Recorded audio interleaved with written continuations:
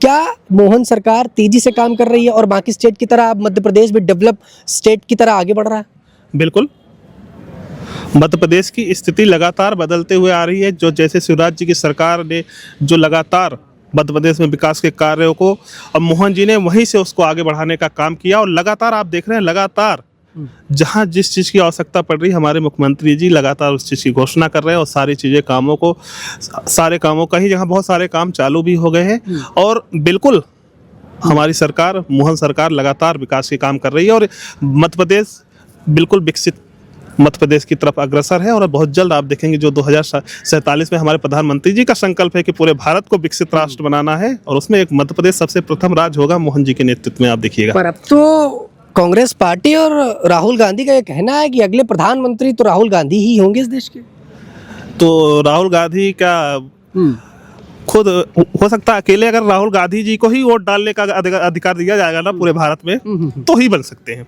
अच्छा, ये मेरा सुझाव है उनको। सिर्फ आप ही वोट डालो ना पूरे भारत में तो ही संभव है, तो ही संभव है आप प्रधानमंत्री बन पाए। बोले हम भारत जो हिंदुस्तान जोड़ रहे हैं, हिंदुस्तान कहाँ जोड़ा? हिंदुस्तान के लिए कोई काम किया राहुल गांधी ने? अभी बांग्लादेश में हमारे हिंदू को जलाया गया, उसमें राहुल गांधी ने क्या कार्रवाई, उनके साथ विपक्षी ने कुछ कार्रवाई करी? अब वैसे उनकी उम्र तो हो गई है तो घुटनों में इंजरी तो आएगी। अब कितने साल तक भारत जोड़ते रहेंगे? भारत जोड़ रहे हैं हमारे प्रधानमंत्री मोदी जी, हमारे डॉक्टर मोहन यादव जी, हमारे योगी आदित्यनाथ जी, हमारी पूरी भाजपा। ये कुछ नहीं कर रहे, ये मौज मस्ती कर रहे हैं, ये अपने आप को जिंदा रखने के लिए ये सब नए नए काम कर रहे हैं। अब आप सोचिए कि हमारे बूथ से लेकर पन्ना से लेकर एक छोटे से छोटे कार्यकर्ता SIR का युद्ध स्तर पे काम कर रहा है, तो हमारे मोहन यादव जी क्या कर रहे होंगे? हमारे मोहन यादव जी नॉन स्टॉप बाकायदा बूथ से लेकर पूरी टीम से लेकर जितने भी भाजपा के पदाधिकारी जो SIR में हैं, जो काम कर रहे हैं, BLO के साथ घूम रहे हैं, शिफ्टिंग फॉर्म पे चर्चा कर रहे हैं, जो मर गए उन पे चर्चा कर रहे हैं, जो नहीं है उन पे चर्चा कर रहे हैं। मोहन यादव जी की सरकार हर उस क्षेत्र में, चाहे वो शिक्षा का क्षेत्र हो, हमने जो इतने CM राइज स्कूल जो एक आधुनिक सारी आवश्यकताओं से युक्त स्कूल है, ऐसे देने का काम मोहन यादव जी की सरकार ने किया है। तो हमने शिक्षा के क्षेत्र में, स्वास्थ्य के क्षेत्र में हो, रोजगार के क्षेत्र में हो या गरीब कल्याण की दिशा के में हो, संबल योजना के माध्यम से, तो हमने इतनी योजनाओं को नीचे तक विस्तृत रूप से ले जाकर और लोगों के जीवन में अमूलचूल परिवर्तन लाने का काम मोहन यादव जी की सरकार ने किया है। आज पूरा देश वीर बाल दिवस को मना रहा है, उन अमर शहीदों की याद में जिन्होंने अपने प्राण न्यौछावर कर दिए इस देश के लिए, उन बच्चों के लिए जिन्होंने अपने आने वाली पीढ़ी के लिए अपनी जवानी त्याग दी। तो ये जो कार्यक्रम भारतीय जनता पार्टी आयोजित कर रही है, पूरे देश में इसका कार्यक्रम चल रहा है, सब जगह धूमधाम से मनाया जा रहा है। आज अमर शहीदों की याद पर भारतीय जनता पार्टी काम कर रही है। अब इसके कई मायने निकल कर आते हैं। मैं पक्ष की बात करूं तो उनका ये मानना है कि हम अपने इतिहास और गौरव को नहीं भूलते, तो विपक्ष का ये मानना है कि भारतीय जनता पार्टी सिर्फ और सिर्फ मुद्दे ढूंढती है राजनीति करने के लिए, चाहे वो किसी भी चीज़ पर हो। अमर शहीदों को भी राजनीति से जोड़ लेती है। तो अब इन मुद्दों पर चर्चा करेंगे युवाओं से, उन लोगों से जो इन चीज़ों से जुड़े रहते हैं, उनसे ये समझेंगे कि वो इस मुद्दे पर क्या मानते हैं। क्या एक राजनीति का प्रोपेगेंडा है या वाकई देश के वीरों और अपने इतिहास को दोहराने का काम भारतीय जनता पार्टी करती है और ये एक गौरवशील बात है। भैया, क्या लगता है आपको कि जिस प्रकार से भारतीय जनता पार्टी वीर दिवस को मना रही है, वीर बाल दिवस को मना रही है, क्या ये एक एजेंडे के तौर पर है या हमारे इतिहास को दोहराते हो?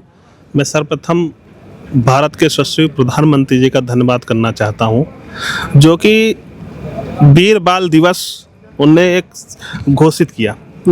ये पहले हो जाना चाहिए था, क्योंकि देखिए वो दो छोटे छोटे नन्हे बालक, जिस समय आप सोचिए 6 वर्ष और 9 वर्ष में कितनी समझ होती होगी, उस समय उनने अपने धर्म से दूसरे धर्म को नहीं अपनाया और राष्ट्र और देश के लिए अपने प्राण दे दिया, लेकिन कभी उन्होंने विचार नहीं किया। इस प्रकार से और मोदी जी ने ये वीर बाल दिवस घोषित कर पूरे देशवासियों को और वो 2 साहिबजादों को समर्पित कर पूरे एक ऐतिहासिक काम किया है और हमें गर्व होता है, क्योंकि ये 2 राष्ट्र और धर्म के लिए ये 2 छोटे बच्चों का प्राण दे देना, आप सोचिए कितनी बड़ी बात है। आज आप खुद विचार करें, क्योंकि मैं जब कार्यक्रम चल रहा था हम लोग बैठे थे, जब वहाँ पर कीर्तन चल रहा था, अरदास चल रहा था, उनने जब उस समय वो जो गीत गायन हो रहा था, उस समय हम लोगों के रोंगटे खड़े हो जा रहे थे, क्योंकि ये एक संवेदनशील व्यक्ति ही समझ सकता है। आपका कहना है जैसे कांग्रेस और अन्य लोग कहते हैं कि ये एक राजनीति है, भैया आप भी करिए ना, आप भी इसी भारत के हैं ना, इसी भारत का ही राजनीतिक दल है ना, आप भी करिए ना, ये सबके हैं, कोई भारतीय जनता पार्टी की विशेष की थोड़ी, हर प्रत्येक भारतवासियों के श्रद्धा केंद्र है। दोनों साहिबजादे, गुरु गोविंद सिंह जी ने सब, पूरा परिवार आप देखिए राष्ट्र और धर्म के लिए त्याग दिया, सब कुछ खत्म कर लिया। तो ये एक हम लोगों के लिए प्रेरणा है। आगे चाहे राजनीति के क्षेत्र में हो, किसी भी क्षेत्र में हो, राष्ट्र जो हम लोग, क्योंकि हम लोग सब राष्ट्र को प्रथम रखते हैं, और ये सीख ये हमारे दोनों चारों साहिबजादों से मिलती है।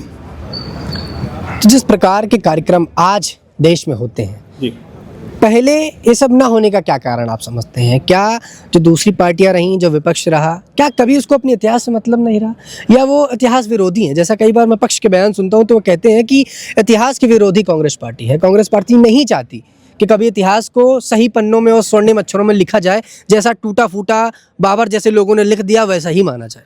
देखिए, आपने उनका देखा है कि कांग्रेस पार्टी ने हमेशा इस प्रकार की गतिविधियां करती रही है। उन्हें इतिहास से मतलब नहीं रहा, कभी ये साहबजादों से मतलब नहीं रहा, कभी, मैं तो कहता हूँ आप पुराना क्यों जा रहे हैं?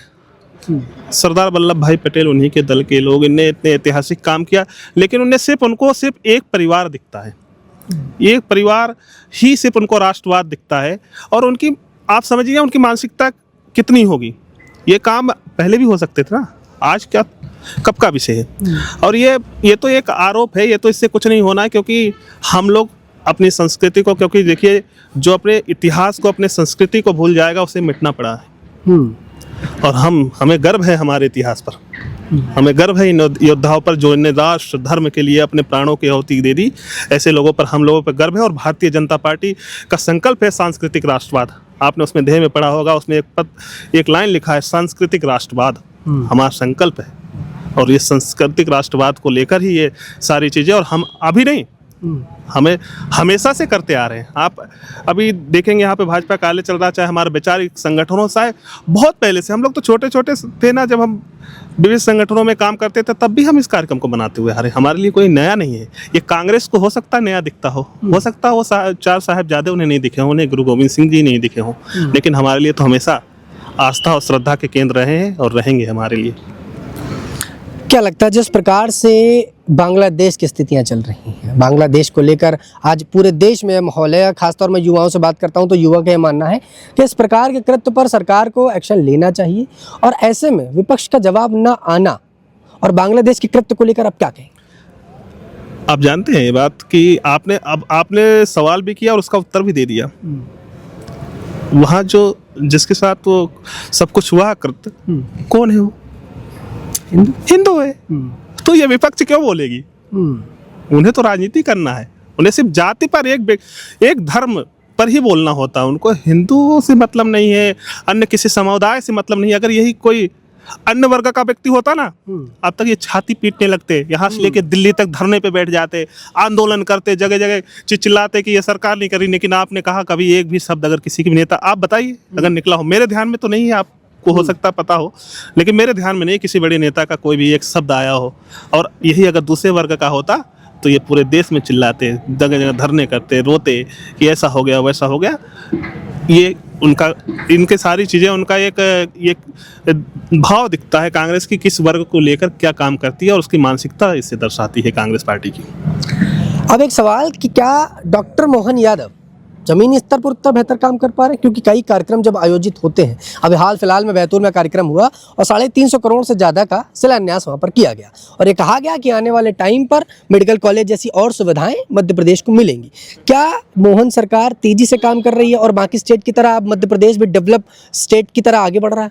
बिल्कुल, मध्य प्रदेश की स्थिति लगातार बदलते हुए आ रही है। जो जैसे शिवराज जी की सरकार ने जो लगातार मध्य प्रदेश में विकास के कार्यों को, अब मोहन जी ने वहीं से उसको आगे बढ़ाने का काम किया, और लगातार आप देख रहे हैं, लगातार जहां जिस चीज़ की आवश्यकता पड़ रही है, हमारे मुख्यमंत्री जी लगातार उस चीज़ की घोषणा कर रहे हैं, और सारी चीज़ें सारे कामों का ही, जहां बहुत सारे काम चालू भी हो गए हैं। और बिल्कुल हमारी सरकार, मोहन सरकार लगातार विकास के काम कर रही है, और मध्य प्रदेश बिल्कुल विकसित मध्य प्रदेश की तरफ अग्रसर है। और बहुत जल्द आप देखेंगे जो 2047 में हमारे प्रधानमंत्री जी का संकल्प है कि पूरे भारत को विकसित राष्ट्र बनाना है, और उसमें एक मध्य प्रदेश सबसे प्रथम राज्य होगा मोहन जी के नेतृत्व में, आप देखिएगा। पर अब तो कांग्रेस पार्टी और राहुल गांधी का ये कहना है कि अगले प्रधानमंत्री तो राहुल गांधी ही होंगे इस देश के। तो राहुल गांधी का खुद हो सकता है अकेले अगर राहुल गांधी जी को ही वोट डालने का अधिकार दिया जाएगा ना पूरे भारत में, तो ही बन सकते हैं।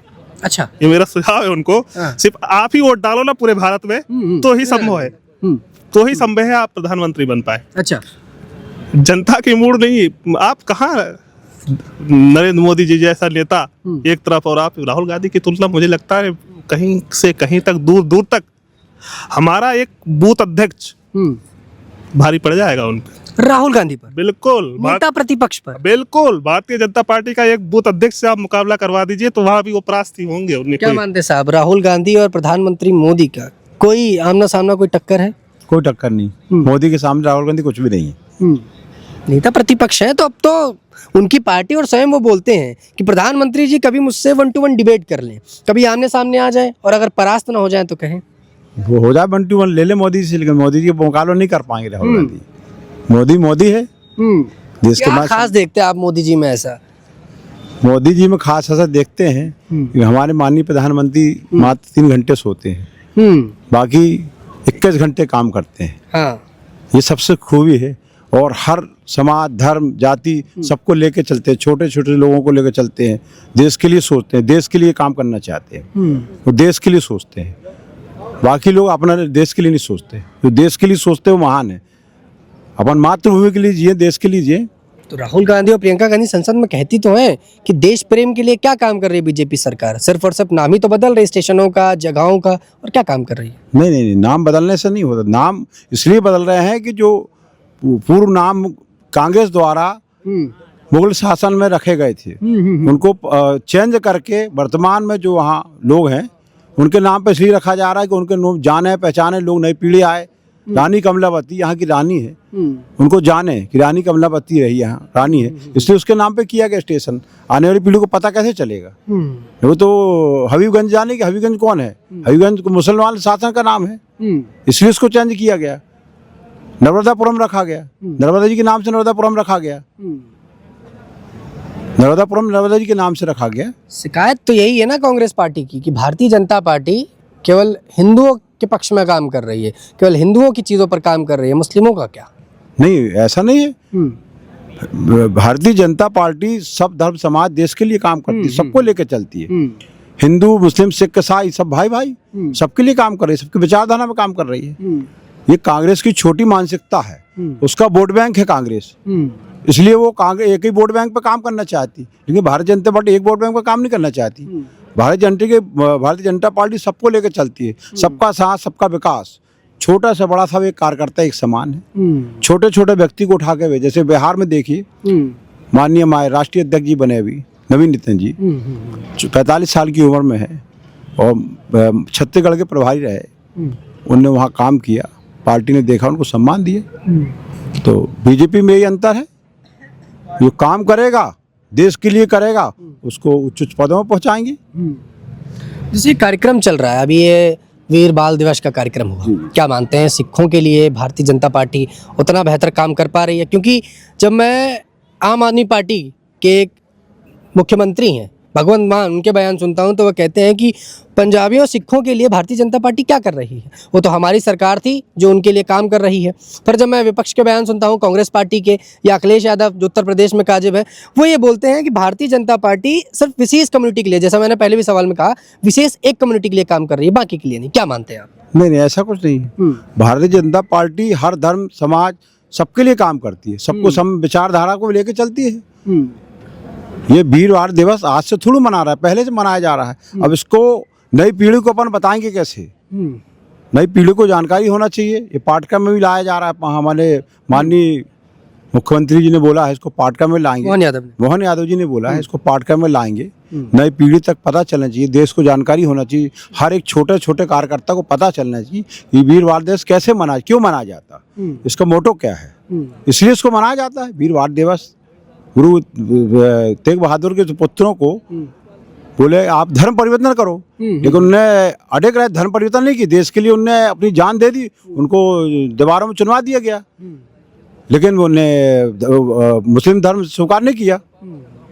ये हिंदुत्व की भावना है, वो बाल उम्र में, छोटी उम्र में रहे, तो ये शिक्षा और संस्कार की बातें हैं। देश के लिए उनको कुर्बानी दी, तो देश की कुर्बानी दी, नई पीढ़ी और नए बच्चों को पता चलना चाहिए कि छोटे छोटे बच्चे, आज से पहले गुरु गोविंद सिंह ने देश के लिए कुर्बानी दी, तो आने वाले बच्चे भी उससे प्रेरणा लेंगे, संस्कार लेंगे, सीखेंगे कि हम भी देश के लिए काम करेंगे, देश के लिए जिएंगे, देश हमें सबको दे, हम भी देश को कुछ दें। इस संस्कार को लेकर चलेंगे ना, आदमी अपना सब कुछ कर लेगा, देश के लिए करे ना, देश के लिए भारतीय जनता पार्टी करती है। विपक्ष तो कहती भारतीय जनता पार्टी को अपने लिए करती है, एसआईआर वो अपने लिए लाई, वंदे मातरम जैसे मुद्दों पर लोगों को उलझा दिया। नहीं, ये कांग्रेस की छोटी सोच की मानसिकता है। ऐसा ही आज से नहीं चल रही, पहले चल रही है। मतदाता का शुद्धिकरण हमेशा होता आया है, बीच बीच में से कार्यक्रम होते हैं, मतदाता फिल्टर होती है, शुद्धिकरण होते हैं, गलत नाम जुड़े हैं, कहीं के 2 नाम है, कहीं इधर भी उधर भी नाम है, उसको स्पष्ट होना चाहिए, एक जगह नाम होना चाहिए, एक मतदान एक प्रधान होना चाहिए, उसका शुद्धिकरण का काम चल रहा है। तो उसमें पूरे देशवासियों को, सबको शुद्ध मतदाता सूची होगी, तो सही प्रत्याशी, योग्य प्रत्याशी चुन कर आएगा, गलत आदमी नहीं चुन के आएगा, क्योंकि जनता जो पढ़ी लिखी समझदार है वो योग्य आदमी को चुनेगी, देश के लिए जो काम करेगा, समाज के लिए, धर्म के लिए काम करेगा, उसको चुनेगी। क्या मानते, राहुल गांधी पढ़े लिखे नहीं है? राहुल गांधी पढ़े लिखे हैं, लेकिन उनके आगे पीछे जो सलाहकार लोग हैं, इतनी 40, 45, 50 साल की उम्र में राजनीति आप एक खानदान तरीके से नहीं चला सकते। आपको खुद जमीन प्लेटफॉर्म में नीचे चल के कुछ शिक्षा लेना पड़ेगा, लेके करो तब राजनीति सीखोगे। लिखे लिखे भाषण कोई लिख के दे दे, उसको बोलने से राजनीति नहीं होती। मतलब आप ये मानते हैं राहुल गांधी को अभी ग्राउंड पे उतर के राजनीति को समझना चाहिए कि जनता की जरूरतें क्या है? राहुल गांधी को पहले जनता की समस्या ग्राउंड लेवल में कोई राजनीतिक सलाहकार रखे, उनसे समझे, पूरे भारत का भ्रमण करे, उसके बाद राजनीति सीखेगा, जब वो राजनीति कर पाएगा। अभी राजनीति सीख जानता ही नहीं है वो। भ्रमण कर तो लिया भारत जोड़ो आंदोलन से, भ्रमण वैसा किया, प्लेटफॉर्म में जमीन में नहीं किया, समस्या नहीं देखी, उसको निराकरण नहीं किया, उसके लिए कोई आंदोलन नहीं किया, वो तो चुनाव। मतलब आप ये मानते हैं भ्रमण मतलब बस उन्होंने टीम बनाई और चलते चले गए? टीम बनाई और राजनीतिक दिशा में गए हैं, वो राजनीतिक फायदे के लिए, देश के लिए, राष्ट्र के लिए कोई काम करने थोड़ी गए हैं। बोले हम भारत जो हिंदुस्तान जोड़ रहे हैं, हिंदुस्तान कहाँ जोड़ा? हिंदुस्तान के लिए कोई काम किया राहुल गांधी ने? अभी बांग्लादेश में हमारे हिंदू को जलाया गया, उसमें राहुल गांधी ने क्या कार्रवाई, उनके साथ विपक्षी ने कुछ कार्रवाई करी? हिंदुस्तान में हिंदू रह रहा का विपक्ष है, तो उसको भी उसमें संज्ञान लेना चाहिए, भाषण देना चाहिए, वक्तव्य देना चाहिए। क्यों नहीं आए उनके भाषण? तो इसलिए नहीं आए कि एक धर्म विशेष को महत्व देते हैं, उसी उनका वोट बैंक एक ही है। छोटी मानसिकता का काम है, छोटी मानसिकता को। हाँ। भैया आपका क्या मानना है, क्या लगता है, क्या कांग्रेस पार्टी एक छोटी मानसिकता, या जिस प्रकार से मैं अक्सर भारतीय जनता पार्टी के बयान सुनता हूँ और अभी हाल फिलहाल में योगी आदित्यनाथ जी ने बयान दिया, उनका यह मानना है कि देश के अंदर अगर जिस तरह के उग्रवादी लोग बांग्लादेश में, अगर उत्तर प्रदेश में या हमारे देश में किया होता, तो अब तक ऐसा सबक सिखाते कि आने वाली 4-6 पीढ़ियाँ समझ जाती कि उग्रवादिता कैसी होती है। अब ऐसे में कांग्रेस पार्टी का जवाब ना आना, क्या मानते हैं आप? कांग्रेस पार्टी तो घुसपैठियों को यहाँ पर जो 1 करोड़ से ऊपर ज़्यादा लोगों को जो भर दिया था उनने, ये SIR आई इसलिए आई है क्योंकि यहाँ पर हमारे हिंदुस्तानी, हमारे भाइयों का जो हक है वो दूसरे बाहर के लोगों को मिल रहा है, और ये सबसे ज़्यादा नुकसान हो रहा है। इसलिए जो SIR आई है, SIR इसलिए भी आई है क्योंकि ये SIR आने के कारण जो 2003 का रिकॉर्ड मांगा है, अब 2003 का रिकॉर्ड मांगने के बाद यदि इनका नहीं निकलेगा तो इनका वोट कट जाएगा, और कट जाएगा तो ये सबके सब अब भागने लग जाएंगे, जैसे बांग्लादेश में, जैसे बंगाल से भागने लग गए हैं और बाकी जगहों से भागने लग गए हैं।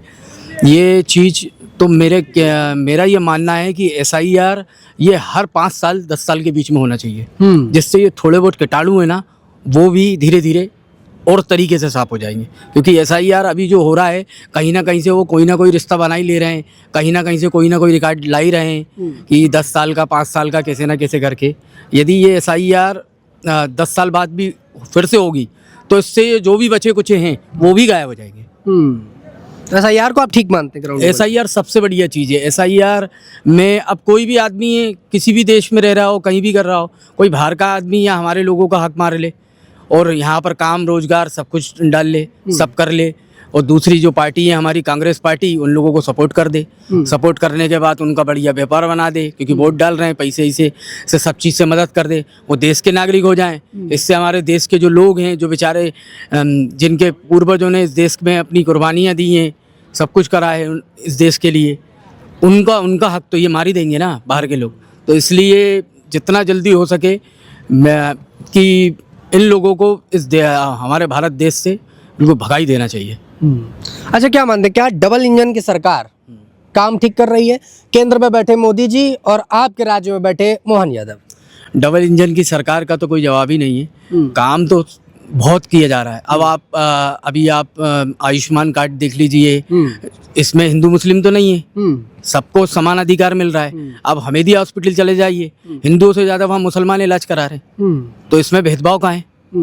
और भी बाकी चीज़ें हैं जिसमें लाडली योजना है, लाडली योजना का फ़ायदा जो मिल रहा है 1400 1500 जो भी जैसा भी जिस तरीके से मिल रहा है, तो इसमें अकेले हिंदुओं को तो मिल रहा नहीं है, इसमें सारे समाज जितने भी आते हैं, जो भी धर्म के लोग यहाँ रहते हैं, सबको समान अधिकार से मिल रहा है।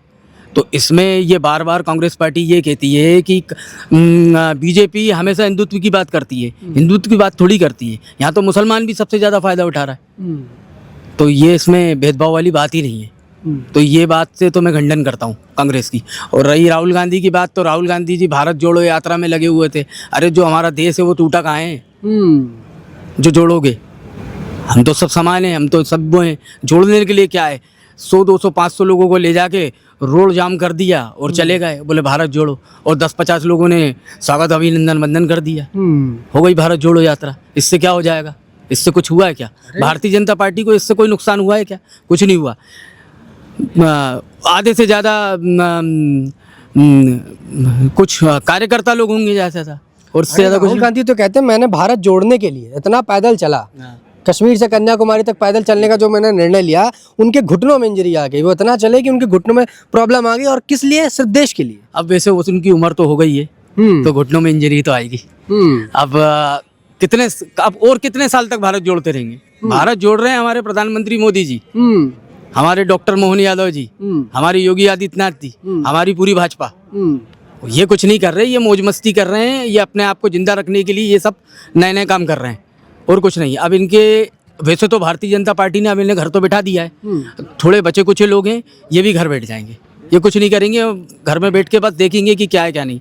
इन्हें अच्छे काम देखने की आदत पड़ गई है। भारतीय जनता पार्टी अब अच्छे काम करती है और नॉन स्टॉप अच्छे काम करती है, हर चीज़ में काम करती है, चाहे किसान हो, चाहे गरीब कल्याण योजना हो, चाहे हजारों योजनाएं जो मुझे याद भी नहीं है, लेकिन अब उनके पास कुछ है ही नहीं, ऑप्शन ही नहीं है।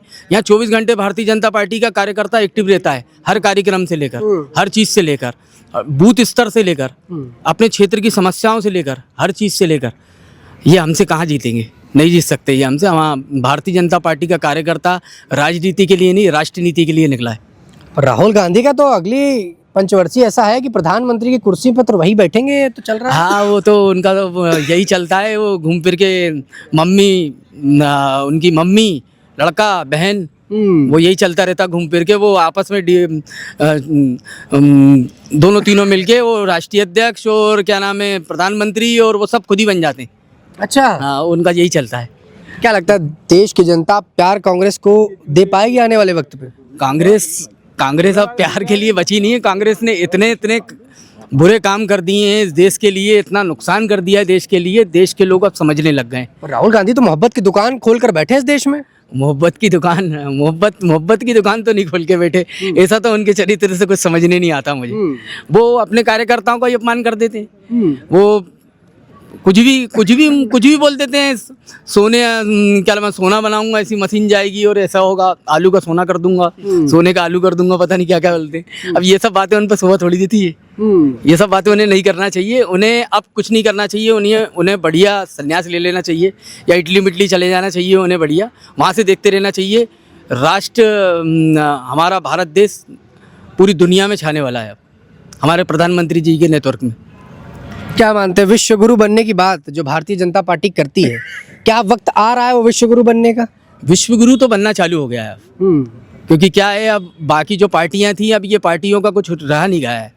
अब बेचारे क्या करें, ये जिन जो आतंकवादी टाइप के लोग थे, जो गुंडे बदमाश थे, वो तो बेचारे वैसे ही अब तो कहते हैं कि हमें जेल भेज दीजिए, हमें कुछ नहीं करना है। अब कुछ बचा ही नहीं है। रही वो मुसलमानों की राजनीति करते हैं, मुसलमानों को वर्गलाते हैं, मुसलमानों को खिलाफ करते हैं बीजेपी के, और ये करते हैं। लेकिन भारतीय जनता पार्टी हमेशा अच्छा करते हुए आई है, चाहे मुसलमान हो, चाहे हिंदू हो, चाहे सिख हो, चाहे ईसाई हो। भारतीय जनता पार्टी अच्छा करने के लिए यही है और अच्छा करती रहेगी। अच्छा, एक चीज़ बताइए, जैसे मध्य प्रदेश में भी SIR का काम चल रहा है, क्या मानते हैं doctor Mohan Yadav ground level पर बेहतर काम कर रहे हैं? क्या भारतीय जनता पार्टी मध्य प्रदेश में पिछली सरकारों से बेहतर काम कर रही है? SIR जो चीज़ है ना, अभी SIR का काम मैंने करा है। मैं 104 बूथ का हूँ, मेरे साउथ टीटी नगर का। तो हमारे जो बूथ का कार्यकर्ता है, वो सब जितने भी लोग हैं, उन लोगों का SIR फॉर्म, जो कम पढ़े लिखे हैं, जो नहीं भर पा रहे, जिनका 2003 का रिकॉर्ड नहीं मिल रहा है, उनके लिए मदद पार्टी का कार्यकर्ता कर रहा है। जैसे कोई भी क्षेत्र का कोई भी व्यक्ति आ जाता है, यदि कोई बुजुर्ग है, उनको नहीं लिख पा रहा है, तो हम उसका फॉर्म भर देते हैं। हम 2003 का उसका पूरा का पूरा रिकॉर्ड निकाल के वो सारी की सारी चीज़ें उसे भर देते हैं, उन्हें बता देते हैं कि आप ये सब चीज़ें करिए। अब आप सोचिए कि हमारे बूथ से लेकर, पन्ना से लेकर, एक छोटे से छोटे कार्यकर्ता SIR का युद्ध स्तर पे काम कर रहा है, तो हमारे मोहन यादव जी क्या कर रहे होंगे? हमारे मोहन यादव जी नॉन स्टॉप बाकायदा बूथ से लेकर, पूरी टीम से लेकर, जितने भी भाजपा के पदाधिकारी जो SIR में हैं, जो काम कर रहे हैं, BLO के साथ घूम रहे हैं, शिफ्टिंग फॉर्म पे चर्चा कर रहे हैं, जो मर गए उन पे चर्चा कर रहे हैं, जो नहीं है उन पे चर्चा कर रहे हैं, उनके फॉर्म भर रहे हैं, जिनके नाम जिनको रखना है, ये सारी चीज़ें एक बूथ लेवल पे। तो मोहन यादव जी जो हमारे हैं, वो सब चीज़, वो क्योंकि मुखिया हैं, वो सब चीज़ को देख रहे हैं, एक एक चीज़। और जिस स्तर से हमारा भाजपा का कार्यकर्ता काम कर रहा है, बहुत जल्दी SIR काम कंप्लीट होने वाला है। जल्दी SIR कंप्लीट होगा, तो SIR का काम इस देश में कंप्लीट होने वाला है। लेकिन पश्चिम बंगाल की बात करें तो ममता बनर्जी अभी तक SIR को तवज्जो दे नहीं रही हैं। उनका तो यही मानना है कि SIR बीजेपी का एक एजेंडा है और इस एजेंडे के तहत इस बार वो सरकार बनाने का प्रयास पश्चिम बंगाल में कर रहे हैं। लेकिन ममता बनर्जी का अभी भी यही मानना है कि पश्चिम बंगाल में बीजेपी की सरकार बनना ना के बराबर है। यानी कि इतने सालों से जो सत्ता में पश्चिम बंगाल में नहीं आ पाई बीजेपी, वो अब क्या आ जाएगी, चाहे वो लाख पैतरे अपना ले। अब देखते हैं कि पश्चिम बंगाल की सत्ता में काजिब होता कौन है। क्या ममता बनर्जी फिर से उस कुर्सी की दावेदार होती हैं, या इस बार भारतीय जनता पार्टी किसी नए चेहरे के साथ अपना कमल खिलाती पश्चिम बंगाल में दिख जाएगी? पार्टी आज वीर बाल दिवस को एक त्यौहार के रूप में मना रही है और इसी के लिए कार्यक्रम पर कार्यक्रम पूरे देश में मनाए जा रहे हैं। मध्य प्रदेश की मैं बात करूं तो मध्य प्रदेश में भी इतिहास की सबसे निर्भीक शहादत को याद करते हुए वीर बाल दिवस के तौर पर कार्यक्रम रखा गया और यहाँ पर दशम गुरु साहेब श्री गुरु गोविंद सिंह जी के साहेबजादों के शौर्य को कोटि कोटि नमन किया गया। यानी उन बच्चों को जो उस वक्त एकदम नवजात शिशु थे, जो उस वक्त छोटी सी उम्र में थे और उन्होंने अपनी शहादतें दे दी, उनको दीवार में चुनवा दिया गया, और इसलिए क्योंकि उन्होंने अपना धर्म बदलने से इनकार कर दिया। यानी उस इतिहास को जो आज कई जगह कई पन्नों पर मिट चुका है, कई जगह लोगों के दिमाग से हट चुका है, उसको दोबारा बताने के लिए ये पार्टी लगातार त्यौहार कर रही है और कार्यक्रम के तौर पर लोगों को बताने का प्रयास कर रही है। कीर्तन, भजन, इन तमाम चीज़ों का पूरा प्रावधान कर रही है।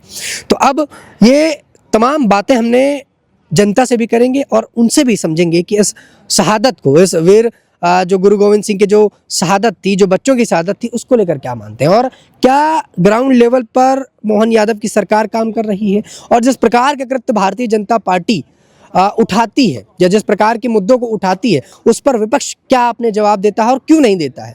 जब बांग्लादेश जैसे मुद्दे होते हैं तो फिर आखिरकार ये जो विपक्ष है क्यों चुप हो जाता है। इन तमाम मुद्दों पर भी हम जनता से बात करेंगे।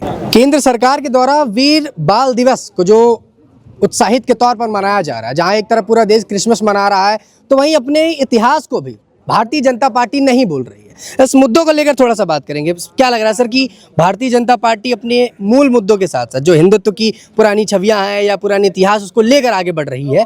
इस पर जो कार्यक्रम चल रहे हैं, इनको लेकर आप क्या कहेंगे? साहेबजादे जोरावर सिंह जी, फतेह सिंह, जो गुरु गोविंद सिंह के दोनों बालक थे, उन्होंने अपनी शहादत दे दी, उन्होंने अपना बलिदान दे दिया। धर्म नहीं त्यागना, उस प्रकार की एक प्रेरणा वो हम सबको देकर गए हैं। राष्ट्रभक्ति की एक प्रेरणा वो हम सबको देकर गए हैं। उनने मुगलों के द्वारा जो प्रताड़नाएं, जो बर्बर अत्याचार को सहा, ईंटों की दीवार में वे चुन दिए गए, पर वे उनकी बात पर अडिग रहे। तो इतना खूबसूरत इतिहास, इतना शक्तिशाली गौरवशाली इतिहास हमारा है। तो इस इतिहास को आने वाली पीढ़ियों के सामने रखते हुए कि हमें राष्ट्र के लिए क्या हमारे पुरखों ने किया है और अब हमें क्या करने की आवश्यकता है, क्योंकि राष्ट्र यूं ही परम वैभव पर नहीं पहुंच जाएगा। बहुत कुर्बानियां पहले दी गई है और आज भी बहुत कुछ करने की आवश्यकता है। उस प्रेरणा को आगे से आगे युवा पीढ़ी ले। इसलिए आज वीर बाल दिवस जो सरकार के द्वारा, नरेंद्र मोदी जी के द्वारा वीर बाल दिवस जो पूरे देश भर के अंदर सरकार ने घोषित किया है, तो मैं आज नरेंद्र मोदी जी को भी धन्यवाद करता हूं आपके माध्यम से कि दोनों जो हमारे साहिबजादे हैं उनको याद करते हुए, उनसे प्रेरणा लेते हुए हर नागरिक, हर भारतवासी राष्ट्रवाद और धर्म के प्रति अपने सशक्तिकरण का स्वभाव अपनाते हुए अपने जीवन को जिएगा। तो मैं नरेंद्र मोदी जी का धन्यवाद करता हूं कि आज इस दिवस को पूरा देश मना रहा है। क्या लगता है, क्योंकि आज से पहले जब कई सरकारें देश में चली, तब किसी भी क्षेत्र में या केंद्र की बात करें तो सरकारें पुरानी धरोहरों पर ध्यान क्यों नहीं देती थी? क्या कारण आपको लगता है? और भारतीय जनता पार्टी हमेशा से हिंदुत्व की छवि लेकर आगे बढ़ती चली जा रही। देखिए, कुछ ऐसी बातें हैं जो किसी भी भारतीय को चुभेगी कि हम भारत में रह रहे हैं, कश्मीर हमारा अभिन्न अंग होकर भी अभिन्न अंग नहीं है। निश्चित रूप से हम जब कश्मीर घूमने पहले जाते थे और वहाँ अगर हम देखते थे कि हमारा तिरंगा नहीं फहरा रहा है, तो वो भारत का अंग होते हुए भी हमारे भारत का अंग नहीं है। हमारा मोर मुकुट है कश्मीर, फिर भी हमारा नहीं है। तो ये बातें चुभने जैसी बातें हैं, पर उन अन्य सरकारों को, कांग्रेस की सरकार या जो सरकारें रही है, उन्हें इसलिए नहीं चुभी कि वो समस्याएं कहीं न कहीं उनके कारण ही है। और कभी भी सांस्कृतिक धरोहर को आगे बढ़ाने का काम उन लोगों ने नहीं किया। उन्होंने विकास की दिशा में कोई काम नहीं किया और किसी एजेंडे के साथ कि कैसे देश पूरी दुनिया के अंदर अपनी अमिट छाप को छोड़ सकता है, क्योंकि भारत को सोने की चिड़िया कहा जाता है और कहा जाता था, तो उस ओर कभी इन लोगों ने ध्यान नहीं लगाया। इसीलिए आज इनका ये हश्र है, क्योंकि गांधी जी ने कहा था कि कांग्रेस आज़ादी के आंदोलन के लिए बनाई गई थी। अब आज़ादी प्राप्त हो चुकी है, कांग्रेस को ख़त्म कर देना चाहिए। पर जो उस समय के तथाकथित जो नेता थे, उन्होंने उसके लाभ को लेने के लिए कांग्रेस को, कांग्रेस के नाम से उस पार्टी को जीवित रखा और कुछ समय तक लोगों को वो भुलावे में रखते रहे, भ्रम को रखते रहे और उसी नाम पर सरकारें बनाते रहे। पर अब जनता समाज समझ चुकी है। आज की तारीख में चाहे मीडिया, सोशल मीडिया, एक जागरूकता बहुत आ चुकी है। जो काम करेगा, जो विकास के साथ साथ संस्कृति को भी संजोए हुए जो सरकार आगे बढ़ेगी, वो ही यहाँ राज कर पाएगी। जैसे गुलामी के जितने प्रतीक हैं, उन गुलामी के प्रतीकों के नाम बदलने का काम भारतीय जनता पार्टी लगातार कर रही है। हमने हबीबगंज रेलवे स्टेशन का नाम बदलकर कमलापति रेलवे स्टेशन रखा और निश्चित रूप से आवश्यकता है हमारे अंदर, अगर स्व के भाव जागृत नहीं होंगे और स्व पर अगर हमको अभिमान नहीं होगा, तो कोई भी देश अपने इतिहास को अगर जिंदा नहीं रखेगा तो वो देश आगे जिंदा नहीं रह सकता है। तो भारतीय जनता पार्टी का अपना एक विचार है जो राष्ट्र को लेकर, सांस्कृतिक धरोहरों को लेकर चिंतित है और बहुत कुछ हुआ है और बहुत कुछ होना अभी बाकी है। जैसे आपने स्टेशन का नाम लिया कि हबीबगंज नाम हटाकर हमने कमलापति रखा, विपक्ष का आरोप तो यही है कि भारतीय जनता पार्टी नामों को लेकर क्यों काम करती है? कामों पर काम करे ना, जो चीज़ ग्राउंड पर होनी चाहिए। हमेशा से नाम बदल देने से क्या विकास कर लेगी? देखिए, विपक्ष के आरोप इसलिए हैं क्योंकि विपक्ष ने कभी काम करने की सोचा ही नहीं। और मैं तो इतना भी कहना चाहूँगा आपके चैनल के माध्यम से कि विपक्ष को कोई आरोप लगाने का अधिकार नहीं है। जो रामलला के मंदिर की प्राण प्रतिष्ठा में आने से पहले विचार करते हैं और नहीं आते हैं, उन्हें तो मुझे लगता है इस देश में रहने का अधिकार नहीं है, क्योंकि जो राम का नहीं वो हमारे काम का नहीं। उस राम के मंदिर की प्राण प्रतिष्ठा में जो नहीं आ सकते हैं, वो निश्चित रूप से इन सारी बातों का महत्व नहीं समझ सकते हैं। और जो नहीं समझ सकते हैं उनको अब समझाने की मुझे लगता है आवश्यकता नहीं है, क्योंकि जनता अब उन्हें समझा रही है। अब विचार और जनता, भारतीय जनता पार्टी का विचार, हमारे मातृ संगठन का विचार और समाज, हम आपस में समाहित होने की तरफ बहुत तेज़ी से अग्रसर हैं और सब इस बात को समझ रहे हैं कि किसकी मंशा क्या है। इसलिए विपक्ष की बात को ना कोई गंभीरता से लेता है। जो परिणामों में हमको बिहार में और जहाँ जहाँ चुनाव होते जा रहे हैं तो कांग्रेस जाती जा रही है, अन्य विपक्षी दल जाते जा रहे हैं, भाजपा आती जा रही है, तो उसी बात से हम समझ सकते हैं कि उनके आरोपों का कितना महत्व अब इस भारत देश में बचा है। आप क्या मानते हैं, क्या सिख कम्युनिटी को, जो हमेशा से माइनॉरिटी रही है, जैसे बाकी के और भी धर्म माइनॉरिटी में आते हैं, क्या सिख कम्युनिटी को अब भारतीय जनता पार्टी या केंद्र सरकार ध्यान दे रही है? क्या उनके काम हो रहे हैं या सिर्फ ये बातें ही हैं? देखिए, सिख कम्युनिटी हो या अन्य कोई भी कम्युनिटी हो, हम जब नरेंद्र मोदी जी के मूवमेंट को देखते हैं, हम जब भारतीय जनता पार्टी की सरकार को मूवमेंट को देखते हैं, तो जो नारा है कि सबका साथ, सबका विकास, सबका प्रयास, उसी दिशा में हमको काम होता हुआ दिखता है। चाहे वो सिख कम्युनिटी हो, चाहे जो दीनदयाल जी के जो विचार थे अंत्योदय के, उस अंत्योदय पे लगातार योजनाओं के माध्यम से काम होता हुआ हमको धरातल पर दिखता है। तो निश्चित रूप से सिख कम्युनिटी के लिए भी लगातार काम करने का काम भारतीय जनता पार्टी कर रही है। अब एक सवाल कि क्या 2 साल बेमिसाल डॉक्टर मोहन यादव के रहे, क्योंकि हम कई कार्यक्रम देखते हैं और लोगों से भी बात करते हैं, आपके हिसाब से क्या लगता है 2 साल डॉक्टर मोहन यादव के बेमिसाल काम हुए? 2 साल बेमिसाल कई मायनों में रहे हैं। हम औद्योगिकरण के क्षेत्र में बहुत तेजी से हम आगे बढ़े हैं। पीएम मित्र पार्क जैसे पार्क मध्य प्रदेश के खरगोन में, धार में आया है, जिसके माध्यम से कई रोजगार भी मिलेंगे और कपास उत्पादक किसानों को भी अपने कपास को बेचने का एक उचित स्थान मिलेगा। उसी प्रकार हम चाहे इंफ्रास्ट्रक्चर की बात करें तो लगातार सड़कों का काम और सड़कों का जाल बिछ रहा है, उस दिशा में हमने काम किया है। लाडली बहनाओं के सशक्तिकरण की दिशा में हमने उसको 1250 से बढ़ाकर 1500 रुपये देने का काम किया है। हमने किसान सम्मान निधि जो केंद्र दे रहे हैं उसमें उतना ही पैसा जोड़कर और मध्य प्रदेश के किसानों को देने की दिशा में हमने काम किया है। तो मोहन यादव जी की सरकार हर उस क्षेत्र में, चाहे वो शिक्षा का क्षेत्र हो, हमने जो इतने सीएम राइज स्कूल जो एक आधुनिक सारी आवश्यकताओं से युक्त स्कूल है, ऐसे देने का काम मोहन यादव जी की सरकार ने किया है। तो हमने शिक्षा के क्षेत्र में, स्वास्थ्य के क्षेत्र में हो, रोजगार के क्षेत्र में हो या गरीब कल्याण की दिशा के में हो, संबल योजना के माध्यम से, तो हमने इतनी योजनाओं को नीचे तक विस्तृत रूप से ले जाकर और लोगों के जीवन में अमूलचूल परिवर्तन लाने का काम मोहन यादव जी की सरकार ने किया है। इसलिए 2 साल बेमिसाल है और ये दिखते हैं कि आने वाला समय इस मध्य प्रदेश का और स्वर्णिम समय होगा। तो इस दिशा में मोहन यादव जी ने इस 2 साल में काम कर दिखाया है। एक अंतिम सवाल कि जीतू पटवारी की मैं बात करूं, जो कि मध्य प्रदेश की राजनीति में विपक्ष में बड़े सक्रिय रहते हैं, कोई भी ट्वीट किसी का आए या किसी नेता का बयान आए वो बड़ा एक्टिव रहते हैं और तुरंत उसका रिप्लाई देने का प्रयास करते हैं।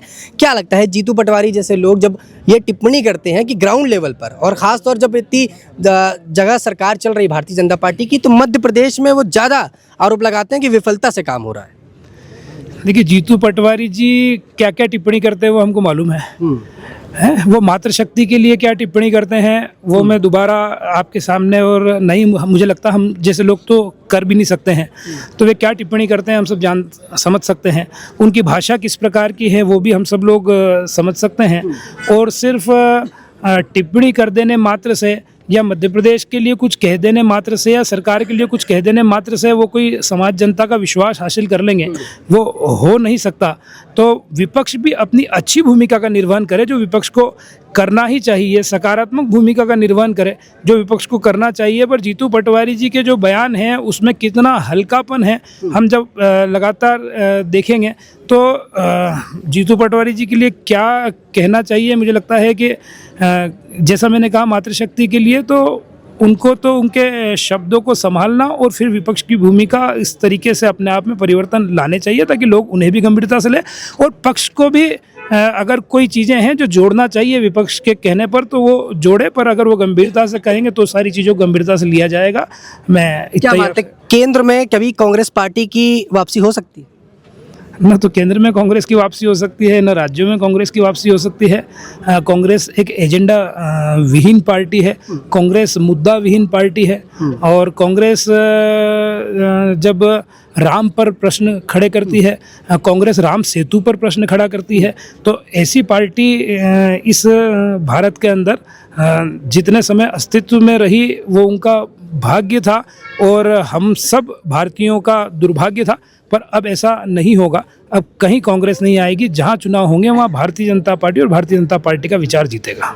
परस्पर भी सवाल खड़े होते हैं कि भारतीय जनता पार्टी एसआईआर जैसे मुद्दे लेकर आती है, वोट चोरी करती है। खुद राहुल गांधी ने प्रेस कॉन्फ्रेंस से बताया कि मोदी जी 2024 में वोट चोरी करके केंद्र में आए। एसआईआर पहली बार नहीं हो रहा है, एसआईआर पहले भी हुआ है, कांग्रेस के समय पर भी हुआ है। समय समय पर चुनाव आयोग एसआईआर करवाता है, तो ये कोई नई प्रक्रिया नहीं है। ये तो हारते हैं तो कभी कहते हैं वोट चोरी, ये हारते हैं तो कभी कहते हैं कि मशीन का दुरुपयोग हो रहा है, अपने आप बटन दब रहे हैं, कोई भूत प्रेत आ रहे हैं। तो ये तो कांग्रेसियों को अपनी हार को छुपाना और अपनी हार का कारण सच्चाई को न स्वीकार करते हुए अन्य चीज़ों को बताना, ये इनका स्वभाव हो गया है। और इसीलिए ये न अब आएंगे और न कभी भविष्य में उम्मीद कर सकते हैं कि ये लोगों का विश्वास जीत पाएंगे। एक आखिरी सवाल, मैं आपका ज़्यादा मैं नहीं लूँगा। जिस प्रकार से अभी देश के अंदर बांग्लादेशियों वाला मुद्दा चल रहा है, आपने देखा होगा कि एक हिंदू को वहाँ पर जला दिया जाता है, पहले उसे मारा जाता है, फिर बीच चौराहे में जला दिया जाता है।